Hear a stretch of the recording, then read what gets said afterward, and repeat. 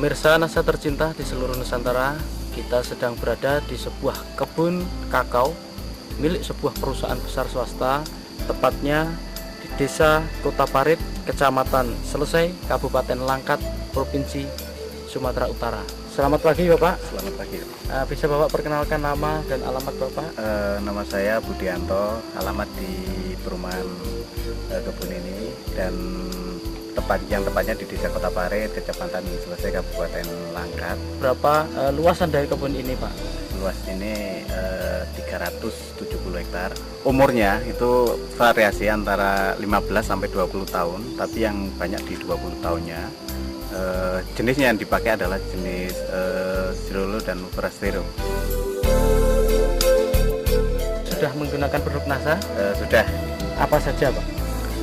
Yang digunakan di sini adalah NASA sama hormonik. Saya gunakan dengan spot. Untuk dosisnya? Iya, dosisnya 4 tutup per cap ditambah 1 tutup hormon. Itu Bapak gunakan berapa luasan dan berapa habisnya Pak? Yang saya gunakan kurang lebih 150 hektar. Nah, itu menggunakan 200 pasang per bulan. Kemudian untuk luasan 370 hektar ini sudah menggunakan produk NASA, itu berapa blok Pak? Saya coba sudah kurang lebih 60% dari luasan itu sudah menggunakan produk NASA. Tapi saya aplikasikan mulai bulan Januari tahun 2005. Untuk intervalnya Pak, interval pemupukan NASA yang Bapak lakukan untuk kebun ini, itu bagaimana Pak? Iya, jadi kita sesuaikan dengan tren produksi yang ada di Sumatera Utara. Itu tren produksi pada bulan Agustus sampai dengan bulan Maret, sehingga saya gunakan pas musim bunga di bulan Februari sama Maret untuk merangsang bunga di situ, dan aplikasi kedua nanti di bulan September Oktober ini untuk semester 1 tahun depannya. Selain pupuk dari NASA, Bapak masih juga menggunakan pupuk kimianya Pak ya? Masih. Biasanya itu dalam 1 tahun itu Bapak menggunakan untuk per pokok berapa Pak? Itu sesuai dengan rekomendasi. Kita memang melakukan rekomendasi tiap 2 tahun sekali. Jadi untuk urea itu 600 gram yang diaplikasikan 2 kali. SP sama KCL masing-masing 100 gram juga diaplikasikan setahun 2 kali. Kemudian kalau dilihat Pak ya, tanaman di sini jarak tanamnya berapa ini Pak? Ini memang bekas tanaman karet yang ditanami di bawahnya dengan cara nanam biji atau yang dikenal dengan seed head stick. Jadi jaraknya itu variasi, ada yang 1-2, ada yang 2-4. Dengan kerapatan pohon, kalau yang tanaman rapat gini sampai 1.500, tapi yang untuk ukuran 24 sekarang rata-rata populasi tinggal kurang lebih 800 pohon per hektar. Kemudian dilihat dari naungan Pak, kayaknya di sini juga lumayan cukup banyak naungan. Ini kira-kira apa saja ini Pak pohon naungan di sini nih Pak? Ya, ini kita untuk naungan coklatnya yang pokok itu menggunakan Gliricidae, tapi untuk buffer untuk angin itu menggunakan mahoni. Nah, untuk kebun ini Pak, secara budidaya juga dilakukan pemangkasan Pak ya? Oh iya, itu memang wajib. Nah, kira-kira itu bulan apa Pak itu kalau dilakukan pemangkasan itu Pak? Ya, sama sesuai dengan tren produksi, yaitu untuk merangsang bunga yang di bulan Maret, April, Mei itu kita harus pangkas di bulan 2, dan untuk pembungaan di bulan 9 atau 10 itu kita harus pangkas mulai bulan 8 sama 9. Untuk teorinya pangkas Pak? Pada prinsipnya yang penting di situ adalah penyinaran bisa masuk, sehingga cabang-cabang kayak cabang air, cabang kering, dan cabangnya kena penyakit itu harus dipotong. Dan yang penting lagi adalah tanaman yang udah tinggi itu harus ditoping. Setelah Bapak menggunakan produk dari NASA ini Pak, apa yang Bapak rasakan atau yang Bapak lihat perkembangan dari tanaman atau kebun coklat Bapak ini Pak?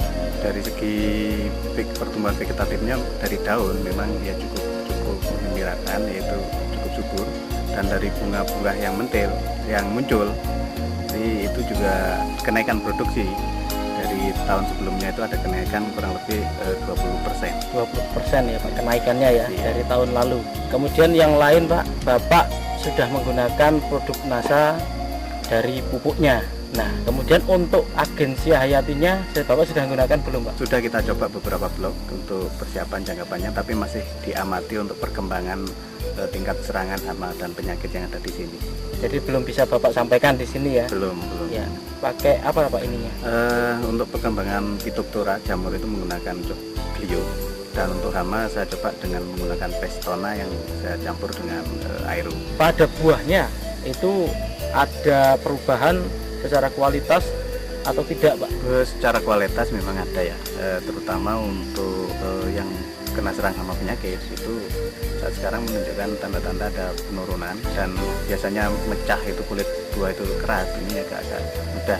Dan yang menggembirakan lagi itu dari rendemen itu ada kenaikan, itu biasanya itu 33 sampai dengan 35, ini bisa ke 37-38%. Pemirsa NASA, di sini Bapak Budianto selaku manajer di sebuah kebun kakao ini, beliau juga sebagai manajer di processing atau di pabrik dari pengolahan kakao. Bagaimana prosesnya kemudian sampai akhir, termasuk dalam fermentasi dan rendemennya, Pak?